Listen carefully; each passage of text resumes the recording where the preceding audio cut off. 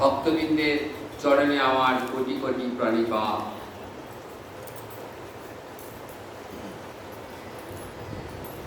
আজ এক অতি পুণ্য তিথি।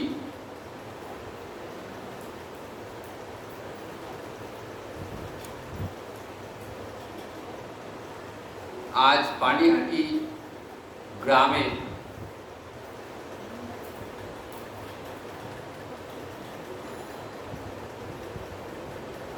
নিতাই চাঁদ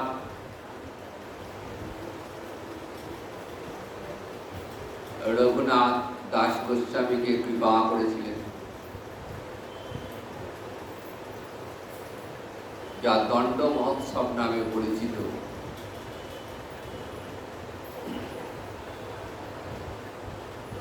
বৈষ্ণব জগতে মালসা ভোগের যে প্রচলন আছে, দধি চিরা মুরগি সহযোগে যে মালসা ভোগের প্রচলন, এই মালসা ভোগের প্রচলন আজকের দিনেই পানিহাটিতে গঙ্গার তীরে তার সূচনা।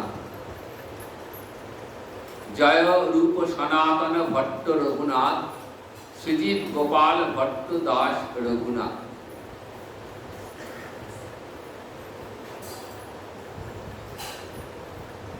ছয় গোস্বামীর অন্যতম রঘুনাথ দাস গোস্বামী।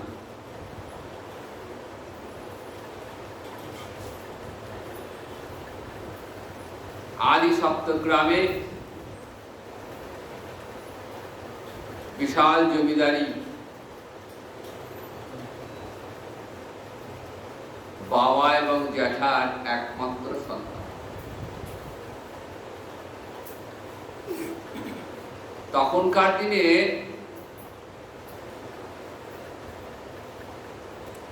বছরে প্রায়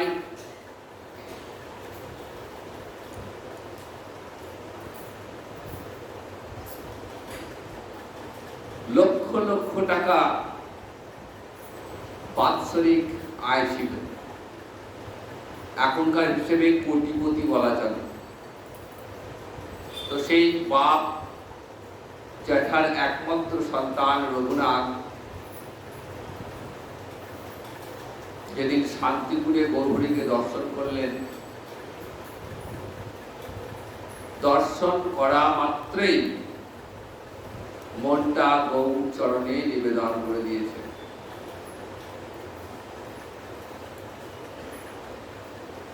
গৌর চরণে যে মন নিবেদিত হয়েছে, সেই মনকে আর কেমন করে সংসারে আটকে রাখা যায়?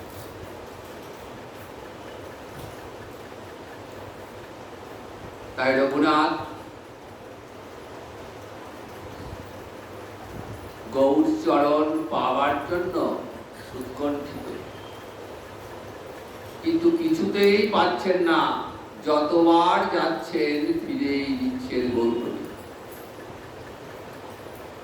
মনে মনে ভাবছেন, কেন এমন হচ্ছে? গৌর চরণ পেতে আমার কেন এমন বাধা? বাবা জ্যাঠা সংসারে জোর করে আটকে রেখেছে। মনে মনে ভাবছে, আমাদের এত বড় সম্পত্তি, কোটি কোটি টাকার সম্পত্তি, তাহলে সেই সম্পত্তি কে রক্ষা করবে? ছেলে যদি মতিগতি অন্যরকম হয়ে যায়, সংসার ত্যাগী হয়ে যায়। পিতা কি করলেন? একটি সুন্দরী কন্যা দেখে রঘুনাথের সঙ্গে বিবাহ দিলেন।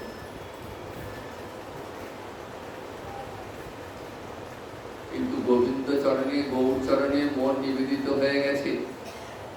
কাজেই সংসার, রূপবধূ, টাকা পয়সা কোনো কিছুই আর রঘুনাথকে আকর্ষণ করে না। শুধু চিন্তা, আমি কবে গৌর চরণ পাব? আমার গৌর চরণ পেতে এত বাধা আসছে কেন? এমন সময় শুনলেন নিতাই চাঁদ পানিহাটিতে আসছে। গৌরহরি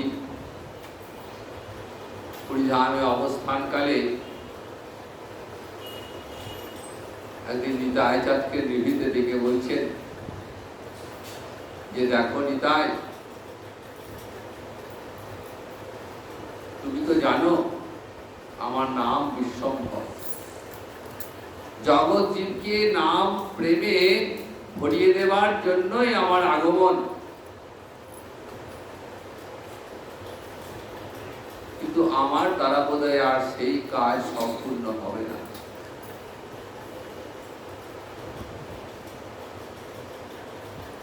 আমি রাধা ভাবে বিভাবিত হয়ে দিবারাত্র রাধারানী ভাবে বিভোর হয়ে আছি। তাহলে জগৎ জীব কেমন করে মুক্তি লাভ করবে?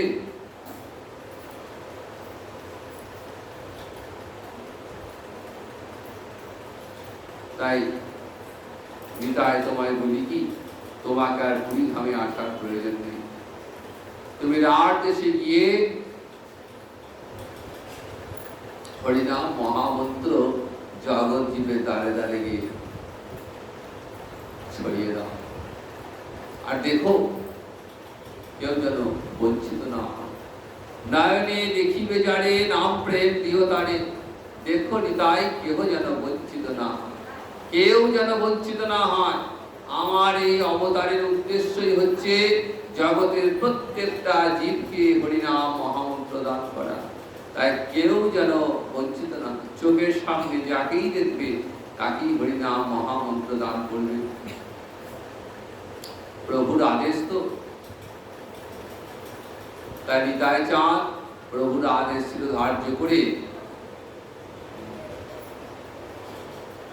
দ্বাদশ গোপাল এবং উপগোপাল কে সঙ্গে নিয়ে পানিহাটিতে রাঘব পণ্ডিতের গৃহে এসে উপস্থিত হয়েছে।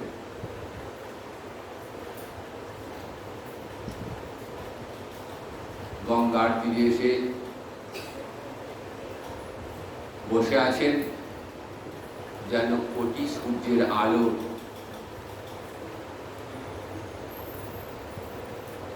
চারিদিকে জ্যোতি ছড়াচ্ছে। নিতাই চাঁদের অঙ্গ ছটায় যেন চারিদিকে জ্যোতি ছড়াচ্ছে।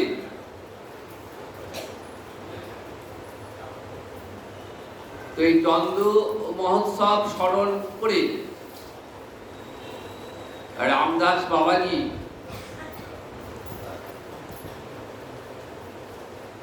খুব সুন্দর করে দণ্ড মহোৎসব লীলা বর্ণনা করেছেন। নিতাই চাঁদ পানিহাটির গঙ্গার তীরে এসে উপবেশন করেছেন। অগণিত ভক্ত সেখানে উপস্থিত হয়েছেন, আর সেখানে এসেছেন রঘুনাথ পিতার অনুমতি নিয়ে। পিতা বলেছেন যাও, তবে দর্শন করিয়ে আবার চলে আসবে। সঙ্গে লোক দিয়েছেন। রঘুনাথ আসছেন পানিহাটি দিয়ে।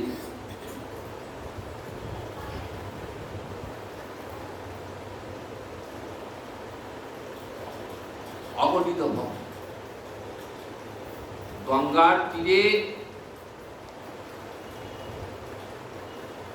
ঠাই নাই, এত ভিড়।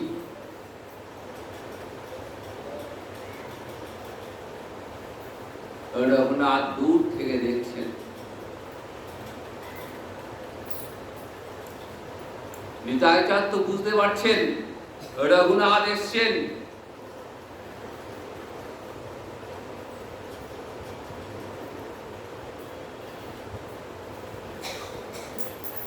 তাই রঘুনাথকে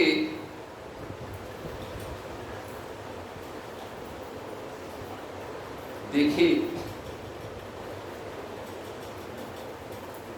বলছেন, রঘুনাথ তুমি কেন দূরে দাঁড়িয়ে আছো?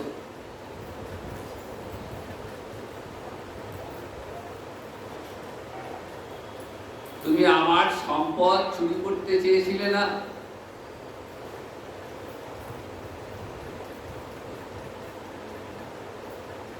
তাই আমার সম্পদ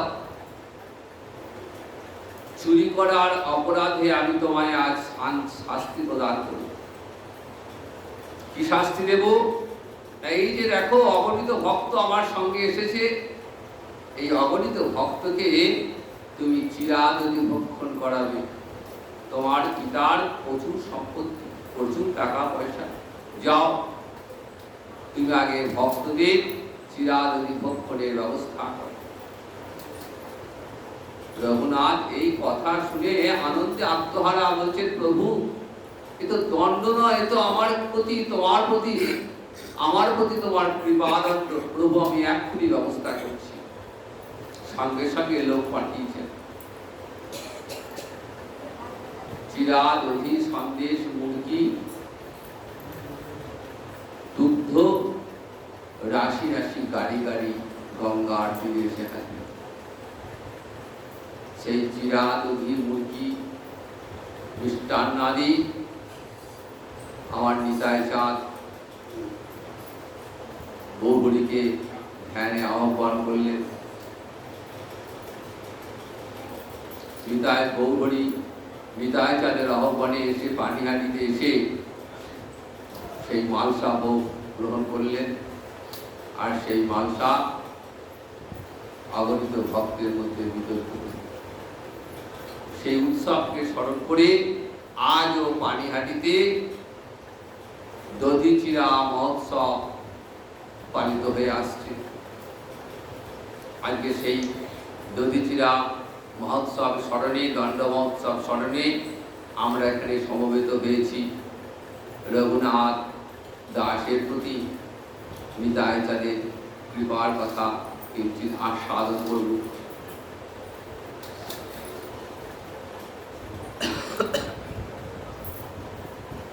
পানিহাটি গ্রামে পাইল প্রভুর দর্শন, কীর্তনিয়া সেবক সঙ্গে আরো বহুজন। গঙ্গা তীরে বৃক্ষমূলে পিণ্ডারয় উপরে বসিয়া আছেন প্রভু, যেন সূর্যোদয় করে। তলে উপরে বহু ভক্ত হইয়া আছে বেষ্টিত। দেখিয়া প্রভুর প্রভাত রঘুনাথ বিস্মিত। দণ্ডবত হইয়া পড়িলা কত দূরে। সেবক কহে রঘুনাথ দণ্ডবত করে। শুনি প্রভু কয়ে চোরা দিদি দর্শন। আয় আয় চোরা তোরে করিব দণ্ডন। প্রভু বলাই দিহ নিকটে না করে গমন। আকর্ষিয়া তারে মাথে ধরিল চরণ। নিকটে নাই সচোরা ভাগ দূরে দূরে। আজ লাগি পাইয়াছি দণ্ডিব তোমারে। দধি চিরা ভালো মতে খাওয়াও মোর গণে। শুনিয়ায় আনন্দ হইল রঘুনাথের মনে। সেই ক্ষণে নিজ লোক পাঠাইয়া গ্রামে। ভক্ষদ্রব্য লোক সব গ্রাম হইতে আনে। চিরা, দধি, দুগ্ধ, সন্দেশ আর চিনি কলা। আনি আনি প্রভু আগে সকল ধরিলা। মহৎ সব নাম শুনি ব্রাহ্মণ সজ্জন। আসিতে লাগিল লোক অসংখ্য গণন। আর গ্রাম অন্তর হইতে সামগ্রী আইল। 102-4 হল্লা তাহা মাগাইল। বড় বড় মৃৎকুণ্ডিকা আনাইল 5-7। এক বিপ্র প্রভু লাগি ভিজাইল তাহাকে। এক কাহি তপ্ত দুগ্ধে চিরা ভিজাইয়া। অর্ধেক ছানিল দধি চিনি কলা দিয়া। অর্ধেক ঘনাবর্ত দুগ্ধেতে ছানিল। চাপা কলা চিনি ঘৃত কর্পূর তাতে দিল। রঘুনাথের মনের তো আনন্দের সীমা নাই। সঙ্গে সঙ্গে লোক পাঠিয়ে দিয়েছেন। চিরা, চিনি, দুগ্ধ, সন্দেশ, কলা এসেই যাচ্ছে। আশেপাশে সমস্ত গ্রাম থেকে লোক এসে গেছে যে পানিহাটিতে কি এক উৎসব হচ্ছে। সমস্ত আসার পর এক ব্রাহ্মণ প্রভুর জন্য চিরা ভেজালেন। কিছুটা চিড়ে তপ্ত দুগ্ধে গরম দুধে ভেজানো হলো। অর্ধেক ছানিল দধি চিনা কলা দিয়ে, আর অর্ধেকটা দধি কলা চিনি দিয়ে মাখানো হলো। তাতে চাপা কলা, কর্পূর ঘৃত সব মেশানো হয়েছে। ধুতি পরি প্রভু যদি পিণ্ডাতে বসিল, 7 কুণ্ডি বিপ্র তার অগ্রেতে ধরিল। বড় বড় লোক বসিলা মণ্ডলী বন্ধন, রামদাস সুন্দরানন্দ দাস গদাধর। আজকে যে পাঠে আমরা বসে আছি দাস গদাধরের পাঠ। এই দাস গদাধর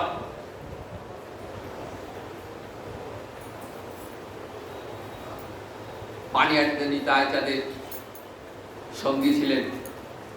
ধনঞ্জয় জগদীশ পরমেশ্বর দাস, মহেশ গৌরী দাস, ঘোর কৃষ্ণ দাস, উদ্ধারণ আদি যত আর্যজন। উদ্ধারণ দত্ত, যার নামে উদ্ধারণপুর, সে উদ্ধারণ দত্ত সেখানে উপস্থিত। উপরে বসিলা সব কে করে গণন, শুনি পণ্ডিত ভট্টাচার্য যত বিপ্র আইলা, মান্য করি প্রভু সকালে উপরে বসাইলা। একে একে 2 মৃৎকুণ্ডিকা সবার আগে দিল, একে দুগ্ধ চিরা আরে দধি চিরা কইল। আর যত লোক সব চৌতারা তলানে, মণ্ডলী পথে বসিলা তাহার নাইক গগনে। এক এক জনে 2 দোল্লা হল্লা দেওয়াইল, দুগ্ধ চিরা দধি চিরা 2 ভিজাইল। কোন কোন বিপ্র উপরে স্থান না পাইয়া, 2 হল্লাই চিরা ভিজাই গঙ্গা তীরে গিয়া। এত লোক, এত ভক্ত যে আর গঙ্গার তীরে আর জায়গা নেই। মানুষ গঙ্গার জলে নেমে পড়েছে, কেহ উপরে কেহ তলে কেহ গঙ্গা তীরে। 20 জন 3 ঠাই পরিবেশন করে, হেন কালে আইলা তাহা রাঘব পণ্ডিত, হাসিতে লাগিল দেখি হইয়া বিস্মিত। রাঘব পণ্ডিত এসেছেন গঙ্গার তীরে। এত ভক্ত, এত আয়োজন দেখে অবাক হয়ে গেছেন। বলছে প্রভু, প্রভু রে কহে তোমা লাগি ভোগ লাগাইল, তুমি হিয়া উৎসব করো ঘরে প্রসাদ রহিল। বলছে আমি যে তোমার জন্য প্রসাদের ব্যবস্থা করেছি, ভোগ রন্ধন করেছি, আর তুমি এখানে এসে বসে আছো। নিতাই চাঁদ বলছেন প্রভু কহে দ্রব্য দিনে করিয়ে ভোজন, রাত্রে তোমার ঘরে প্রসাদ করিব ভক্ষণ। বলছেন রাঘব, এখন ভক্ত সঙ্গে তুমিও আমাদের সঙ্গে বসে এখানে ভোজন করো, তোমার গৃহে আজ রাতে ভোজন হবে। দেখো গোপ জাতি আমি বহু গোপগণ সঙ্গে, বড় সুখ পাই আমি পুলিন ভোজন রঙ্গে। নিতাই চাঁদের সেই পুলিন ভোজনের কথা মনে পড়ে গেছে। তারপরে ভাই কানাইয়ের সঙ্গে যখন মাঠে যেতেন গরু চড়াতে, তখন সেখানে সখাগণকে সঙ্গে নিয়ে পুলিন ভোজনে বসতেন। সবাই ঘর থেকে যে যার মতো খাদ্যদ্রব্য নিয়ে আসত। তারপর যমুনার তীরে বসে সবাই মিলে সখাগণকে সঙ্গে নিয়ে আনন্দ করতে করতে ভোজন করত। তো আজকে নিতাই চাঁদের বলরামের আবেশে আছেন, তো নিতাই চাঁদের সেই পুলিন ভোজনের কথা মনে পড়ে গেছে। তাই বলছেন, তত্ত্বটা বোঝালেন। দেখো আমি তো আসলে বলরাম, তাই আমি গোপ জাতি, আমি তো গোয়ালার ছেলে, তাই আমি বহুজনার সঙ্গে পুলিন ভোজন করতে ভালোবাসি। রাঘব বসায়ে 2 কুণ্ডি দেওয়াইল, রাঘব দিবিদ চিরা তাতে বিজাইল। সকল লোকের চিরা পূর্ণ যবে হইল, ধ্যানে তবে প্রভু মহাপ্রভু রে আনিল। মহাপ্রভু আইলা দেখি নিতাই উঠিল, তারে লইয়া সবার চিরা দেখিতে লাগিলা। সকল কুণ্ডি হল্লার চিরা একে একে গ্রাস, মহাপ্রভুর মুখে দেয় করি পরিহাস। হাসি মহাপ্রভু আর এক গ্রাস লইয়া, তার মুখে দিয়া খাওয়ান হাসিয়া হাসিয়া। এই মতো নিতাই বেড়াই সকল মণ্ডলে, দান্ডাইয়া রঙ্গ দেখে বৈষ্ণব সকলে। কি করিয়া বেড়াই হোক কেহ নাহি জানে, মহাপ্রভুর দর্শন পায় কোন ভাগ্যবানে। নিতাইয়ের আহ্বানে মহাপ্রভু এসে সেই পুরীধামে আছেন, ধ্যানে নিতাই চাঁদ নিয়ে এসছেন আমার প্রভুকে। প্রভু কি করলেন? প্রভু এসে এই সমস্ত আয়োজন দর্শন করছেন, আনন্দে বিহ্বল হয়ে পড়েছেন। নিতাই চাঁদ প্রথমে প্রভুর ভোগ লাগালেন, তারপর প্রভুর মুখে তুলে দিচ্ছেন, কেউ দেখতে পাচ্ছে না। কোন কোন ভাগ্যবান দেখিবারে পায়, অদ্যপিও সেই লীলা করেন গোরা রায়। কোন কোন ভাগ্যবান দেখিবারে পায়, যারা ভাগ্যবান তারাই একমাত্র এই লীলা দর্শন করছেন। নিতাই চাঁদ মহাপ্রভুর মুখে ওই দধি চিরা তুলে দিচ্ছে, প্রভু আনন্দে ভোজন করছেন, আবার প্রভু আনন্দের সঙ্গে নিতাইয়ের বদনে তুলে ধরছেন। এক অদ্ভুত দৃশ্য। যারা মহাভাগ্যবান তারা একমাত্র এই দৃশ্য দর্শন করছেন।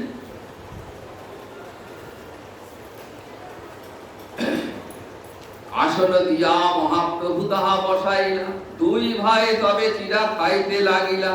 দেখি নিত্যানন্দ প্রভু আনন্দিত হইলা, কত কত ভাবাবেশে প্রকাশ করিলা। আজ্ঞা দিল হরি বলি করহ ভোজন, হরি হরি ধরি উঠি ভরিল ভুবন। হরি হরি বলি বৈষ্ণব করয়ে ভোজন, বলিল ভোজন সবার হইল শরণ। নিত্যানন্দ প্রভু মহা কৃপালু উদার, রঘুনাথের ভাগ্যে এত করিল অঙ্গীকার। নিত্যানন্দ প্রভুর কৃপা জানিবে কোনজন, মহাপ্রভু আনি করাই পুলিন ভোজন। নিতাই চাঁদের কৃপা বড় অদ্ভুত। স্বয়ং মহাপ্রভুকে নিয়ে এলেন, কারণ মহাপ্রভু তো আর কেউ নন, ওই রাধা কৃষ্ণের মিলিত তনু। তাই ভাই কানাইকে সঙ্গে নিয়ে আজ তিনি পুরীর ভোজনে বসেছেন। রঘুনাথ এই কৃপার সাক্ষী হয়ে রইলেন। গঙ্গা তীরে যমুনা পুলিন জ্ঞান কইলা, মহোৎসব শুনি পশারি নানা গ্রাম হইতে। চিরাদতি সন্দেশ কলায় আনিল বেচিতে, যত দ্রব্য লইয়া আসে সব মূল্যে লয়। তারই দ্রব্য মূল্য দিয়া তাহারে খাওয়ায়। আশেপাশে গ্রাম থেকে বহুজন পসরা নিয়ে চলে এসেছেন, ভাবছেন প্রচুর লোক সমাগম হয়েছে, তা যায় আজকের দিনে আমার তো ভালো বিক্রি বাটা হবে। এই আশায় বহু লোক চিরা দধি কলা সন্দেশ বিভিন্ন পসরা সাজিয়ে নিয়ে এসছেন। তো যার যা নিয়ে এসছেন সব কিনে দিয়েছেন। শুধু কিনে নেননি, তাদের জিনিস কিনে আবার তাদের কি খাওয়াচ্ছেন। কি অদ্ভুত লীলা দেখুন। সেই চিরা দধি কলা করিল ভক্ষণ, ভোজন করে নিত্যানন্দ আচমন কইল। চারি কুণ্ডির অবশেষে রঘুনাথে দিল, আর তিন কুণ্ডিকায় যেথায় অবশেষ ছিল। গ্রাস গ্রাস করি বিপ্র সব ভক্তে দিল, চন্দন আনিয়া প্রভুর শ্রীঅঙ্গে লেপিল। পুষ্পমালা বিপ্রয়াণী প্রভু গলে দিল, দেবকে তাম্বুল লইয়া করিল অর্পণ। হাসি হাসি প্রভু করয়ে চর্বণ, মাল্য চন্দন তম্বুল শেষে যে আছিল। শ্রীহস্তে প্রভু তাহা সবারে বাটি দিল। আনন্দিত রঘুনাথ প্রভু শেষ পাইয়া, আপনার গণে সহিত খাইল বাটিয়া। এই তো কহিল নিত্যানন্দের বিহার, চিরাদধি মহোৎসব খ্যাত নাম যার। প্রভু বিশ্রাম কইল যদি দিন শেষ হইল, রাঘব মন্দিরে তবে কীর্তন আরম্ভিল। অগণিত ভক্তকে চিরাদধি সব ভাগ করে দিয়েছেন, সবাই প্রসাদ পাচ্ছেন। এবং রঘুনাথ প্রভুর প্রসাদ পেয়ে রঘুনাথের মনে আনন্দ ধরে গেল। আপনার গণ সকলকে সঙ্গে নিয়ে ওই প্রসাদ বেটে খাচ্ছে। এর নাম চিরাদতি মহোৎসব। চিরাদতি মহোৎসব খ্যাত নাম যার। প্রভু বিশ্রাম কইল যদি দিন শেষ হইল, রাঘব মন্দিরে তবে কীর্তন আরম্ভ হইল। দিন শেষে সন্ধ্যায় ফিরে গেছেন রাঘবের মন্দিরে, ভক্তগণকে সঙ্গে নিয়ে আনন্দে নৃত্য করছেন। ভক্তগণে নাচাইয়া নিত্যানন্দ রায়, শেষে নৃত্য করে প্রেমে জগৎ ভাষায়। মহাপ্রভু তার নৃত্য করেন দর্শন, সবে নিত্যানন্দ দেখে না দেখে অন্যজন। নিত্যানন্দের নৃত্য যেন তাহারি নর্তন, উপমা দিবারে নাহি এ দিন ভুবন। নিত্যের মাধুরী কে বা পারে বর্ণিবারে, মহাপ্রভু আইসে যার নৃত্য দেখিবারে। নিতাই চাঁদ তো আনন্দে নৃত্য করছেন, প্রেমে নৃত্য করছেন। মহাপ্রভু এসেছেন, তিনিও নৃত্য করছেন, কিন্তু সেই নৃত্য সবাই দেখতে পাচ্ছেন না, একমাত্র নিতাই চাঁদ ওই নৃত্য দর্শন করছেন। নৃত্য করি প্রভু যবে বিশ্রাম করিলা, ভোজনেরও লাগি পণ্ডিত নিবেদন কইলা। ভোজনে বসিলা প্রভু নিজ গণ লইয়া, মহাপ্রভুর আসন টাহিনে পাতিয়া। মহাপ্রভু আসি সেই আসনে বসিলা, দেখি রাঘবের মনে আনন্দ বাড়িলা। দুই ভাগে প্রসাদ আনিয়া ধরিলা, সকল বৈষ্ণব শেষে পরিবেশন কইলা।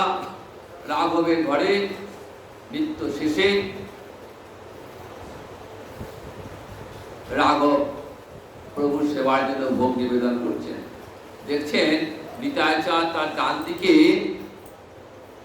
একটা আসন করেছে, সেখানে মহাপ্রভু এসে বসবেন।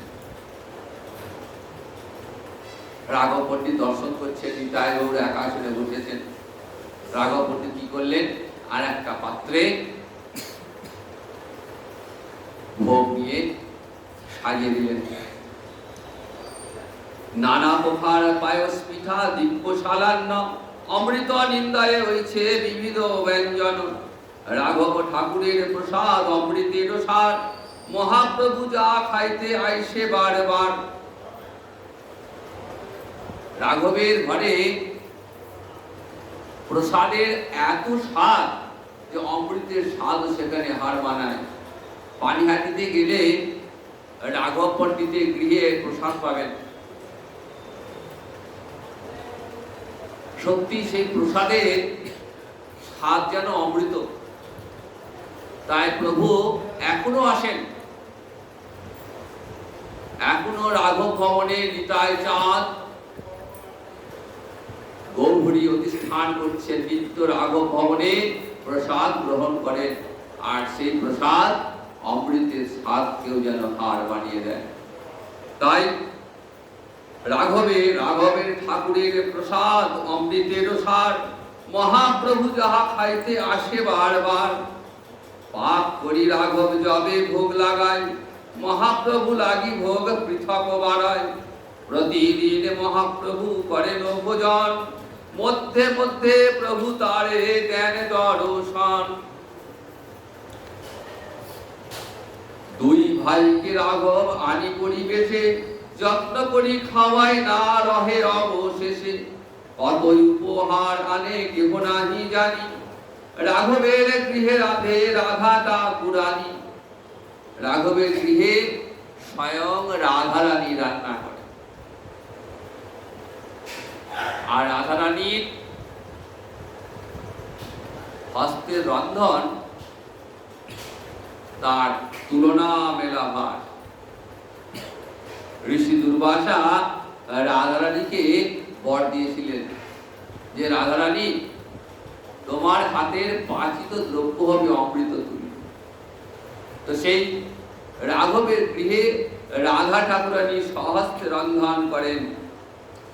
অমৃত হইতে তার পাক অধিক মধুর, অমৃত থেকেও মধুর। সুগন্ধি সুন্দর প্রসাদ মাধুর্যের সার, দুই ভাই খাইয়া পাইল সন্তোষ অপার। ভোজনে বসিতে রঘুনাথে কহে সর্বজন, পণ্ডিত কহে ও পাছে করিবেন ভোজন। ভক্তগণে আকান্ত ভরি করিল ভোজন, হরি হরি করে উঠি কইল আচমন। ভজন করি দুই ভাই কইল আচমন, রাঘবাণী পড়াইল মাল্য চন্দন। রাঘবের মহাকৃপা রঘুনাথের উপরে, দুই ভাইয়ের অবশিষ্ট পাত্র দিল তারে। কহিল চৈতন্য প্রভু করিয়াছেন ভোজন, তার শেষ পাইলে তোমার খণ্ডিল বন্ধন। রাঘবের দেখুন, ভক্ত কৃপা না হলে ভগবত কৃপা হয় না। রাঘব পণ্ডিত এবার কৃপা করেছেন রঘুনাথ। নিতাই চাঁদ গৌহরি ভোজন করেছেন, তো সেই মহাপ্রভুর অবশিষ্ট এনে রঘুনাথকে দিলেন। বলে রঘুনাথ এই নাও, এটা আমার প্রভুর ভোজনের অবশিষ্ট, এটা গ্রহণ করলে তোমার এই ভগবন্ধন চিরকালের জন্য ছিন্ন হয়ে যাবে। ভক্ত চিত্তে ভক্ত গৃহে প্রভুর সদায় অবস্থান, কভু গুপ্ত কভু ব্যক্ত স্বতন্ত্র ভগবান। সর্বত্র ব্যাপক প্রভু সর্বত্র সদাবাস, ইহাতে সংশয় যার সেই যায় নাশ। প্রভাতে নিত্যানন্দ গঙ্গা স্নান করিয়া, সেই বৃক্ষ মূলে বসিলা নিজ গণ লইয়া। ভক্ত চিত্তে আর ভক্ত গৃহে, ভক্তের হৃদয়ে আর ভক্তের গৃহে সর্বদাই ভগবানের অবস্থান। কখনো সেটা গুপ্ত, আবার কখনো বাধা। তাই কেউ যদি অবহেলা করে, সর্বত্র ব্যাপক প্রভু সর্বত্র সদাবাস, তিনি সর্বত্র সদাবাস করছেন। যদি কেউ সংশয় করে যে ভগবান কোথায়, ভগবান নেই, এই সংশয় যদি কারো মনে থাকে তবে তার সর্বনাশ। প্রভাতে নিত্যানন্দ গঙ্গা স্নান করিয়া, সেই বৃক্ষ মূলে বসিলা নিজ গণ লইয়া।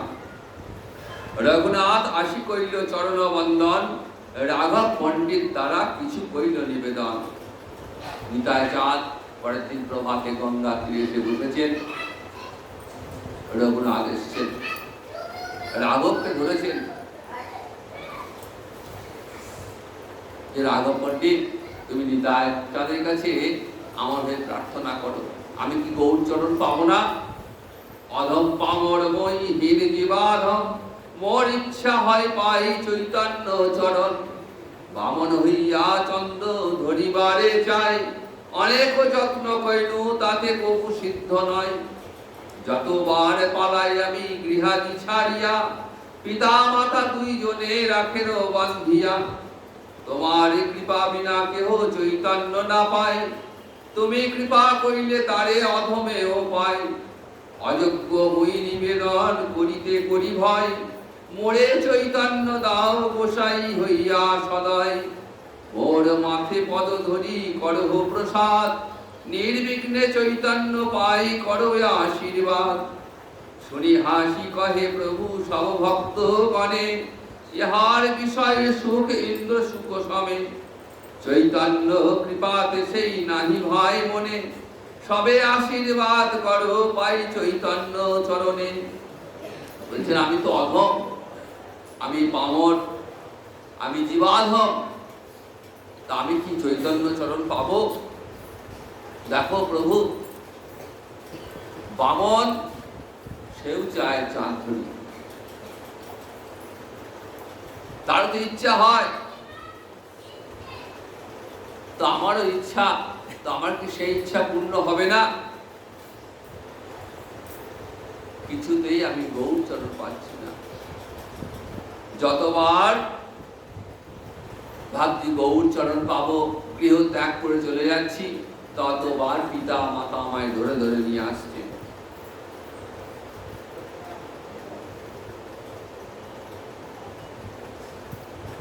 তা প্রভু কি আমায় কৃপা করবেন না? মোরে চৈতন্য দাও গোসাই হইয়া সদয়। হে নিতাই চাঁদ, তুমি আমার প্রতি কৃপা করো, যেন আমি চৈতন্য চরণ লাভ করতে পারি।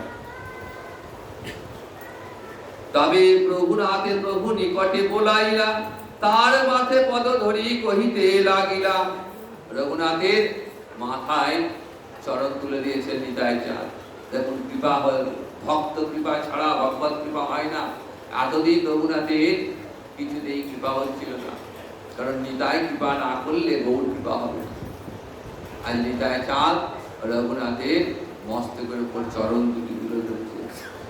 তুমি করাইলে এই পুলির ভোজন, তোমায় কৃপা করি গৌর কইল আগমন, কৃপা করি কইল চিরা দুগ্ধ ভোজন, নিত্য দেখি রাত্রে কইল প্রসাদ ভক্ষণ, তোমায় উদ্ধারিতে গৌর আইল আপনে, ছুটিল তোমার যত বিঘ্নাদি বন্ধনে, স্বরূপে স্থানে তোমা করিবে সমর্পণে, অন্তরঙ্গ ভিত্ত করি রাখিবে চরণে, নিশ্চিন্ত হইয়া যাও আপন ভবন, অচিরে নির্বিঘ্নে পাবে চৈতন্য চরণ, সব ভক্তগণে তারে আশীর্বাদ করাইল, তা সবার চরণ রঘুনাথ বন্দিল। বলছে রঘুনাথ, তুমি যে এই যে পুলির ভোজন করালে না, এটি তুমি কৃপা লাভ করেছো, কারণ স্বয়ং গৌরহরি এসে এই পুলির ভোজন করেছেন। কাজে তোমার আর চিন্তা কি?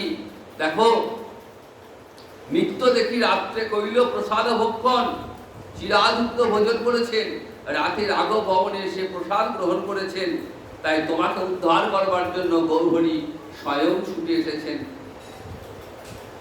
তোমাকে স্বরূপে হাতে তোমায় নিবেদন করবে, অন্তরঙ্গ ভিত্ত করি রাখিবে চরণে। আর চিন্তা নেই, তোমাকে অন্তরঙ্গ ভিত্ত করে রাখবে, তুমি অচিরাতে নির্বিঘ্নে চৈতন্য চরণ লাভ করবে। আজ সেই লীলার দিন, রঘুনাথের দণ্ড মহোৎসব। এই সেই লীলাভূমি পানিহাটি, সেই নিত্যভূমি গঙ্গার তীরে পানিহাটিতে আজ সেই রঘুনাথের কৃপাদণ্ড উপলক্ষে সেই দণ্ড মহোৎসব লীলা চলে আসছে। রঘুনাথ প্রভুর কৃপা লাভ করলেন, কৃপা লাভ করে গৃহে ফিরে এসছেন। কিন্তু গৃহে ফিরে এসে আর কিন্তু তিনি গৃহের ভিতরে যাননি, বাইরে একটা আটচালা দুর্গা মন্দিরে আটচালা, সেখানেই রাতবাস করতেন, সেখানেই থাকতেন। বাবা পাহারা বসিয়ে রাখলেন যেন পালাতে না পারে। কিন্তু মন যার গোবিন্দ চরণে সমর্পিত হয়ে গেছে, গৌর চরণে সমর্পিত হয়েছে, তাকে কে আটকে রাখে? সুযোগ খুঁজছেন, একদিন সুযোগ উপস্থিত হয়ে গেল। রঘুনাথের গুরুদেব তিনি একদিন এসেছেন তার বাড়ির সেবা করার জন্য। তিনি ব্রাহ্মণ পাচ্ছেন না। রঘুনাথকে বলতেছেন, রঘুনাথ, যে সেবকের সেবা করতেন তিনি জবাব দিতেন না, সেবা করবেন না, তা তুমি যদি একটু অনুরোধ করো তাহলে তোমার কথা হয়তো রাখবে। রঘুনাথ বললেন, ঠিক আছে গুরুদেব, আমি যেটা আপনার গৃহের সেবা করে সেই ব্যবস্থা করবো আমি। এইভাবে গুরুদেবের সঙ্গে কথা বলতে বলতে গ্রাম ছাড়ি চলে এসেছে। কেউ নেই, গুরুদেবকে বিদায় দিলেন। অন্ধকার রাত্রি, চারিদিকে জনমানব শূন্য, সবাই ঘুমিয়ে রয়েছে। রঘুনাথ দেখছেন এই সুযোগ, এত বড় সুযোগ আর পাবেন না। আর পিছন ফিরে তাকালেন না। হা গৌর হা নিতাই করতে করতে ছুটতে চলে গেলেন কোথায়? পুরী ধামে গৌর চরণে গেলে জীবে সমর্পণ করলেন। গৌরীকে কৃপা করবার জন্যই ছিলেন। রঘুনাথকে কৃপা করলেন এবং প্রভুর আদেশে পুরী ধামে থাকতেন। স্বরূপ দামোদর ওপর রঘুনাথের দেখাশোনা ভার করেছিল। জগন্নাথের মন্দিরে প্রথম কিছুদিন প্রসাদ পেতেন, মহাপ্রভুর সেবক গোবিন্দ প্রসাদ এনে দিতেন, তারপরে আর প্রসাদ গ্রহণ করতেন। এত বৈরাগ্য যে ভাবছেন বাড়িতে তো ছিলাম, খাওয়া দাওয়া করেছি, তাহলে এত ভোজনের মধ্যে থাকলে আর ভজন কি করে হবে? প্রসাদ খাওয়া কাজ করবে। তারপরে নালা থেকে পুড়িয়ে পচা গলা অন্ন ধুয়ে গ্রহণ করতেন। মহাপ্রভু দেখে খুব আনন্দ পেতেন। যে ভজন করতে গেলে এমন করেই ভজন করতে হবে। এরপর আস্তে আস্তে মহাপ্রভু যখন অপ্রকট হলেন, সর্বদামোদর অপ্রকট হলেন, তারপর দুঃখে তিনি বৃন্দাবন চললেন। বৃন্দাবনে গোবর্ধনে সুখে মনস্থির করেছেন আর দেব রাখুন, ঝাঁপ দিতে যাবেন। এমন সময় এসে রূপ সনাতন ধরেছেন, বলছে দেখো রঘুনাথ, এই দেহটা তো তোমার নয়, কাজে এই দেহটাকে শেষ করার অধিকার তোমার নেই। যার দেহ তিনি যথা সময়ে গ্রহণ করবেন। রূপ সনাতন নিয়ে গেলেন রঘুনাথকে, সেই থেকে বৃন্দাবনে রঘুনাথ ভজন শুরু করলেন। দেখবেন আজও রঘুনাথের ভজন কুটির রয়েছে, রাধা কুণ্ডে দিবারাত্র করে নাম সংকীর্তন করছে। আর রঘুনাথ ওই রাধা কুণ্ডের তীরে বসে আরাধে করে জীবনের শেষ দিন পর্যন্ত রাধা রানীর চরণ চিত্রাঙ্গনে কাটিয়ে দিয়েছে। তো সেই দণ্ডমহোৎসব স্মরণে আজকে আমাদের এখানেও চিরাদদি মহোৎসবের আয়োজন করা হয়েছে। তো আজ আর বেশি না বলে আগামী দিন আবার আমরা রঘুনাথ দাস গোস্বামীর কথা শ্রবণ করব। আজ এখানেই দণ্ড মহোৎসব কথার বিশ্রাম নিচ্ছি। জয় নিতাই, জয়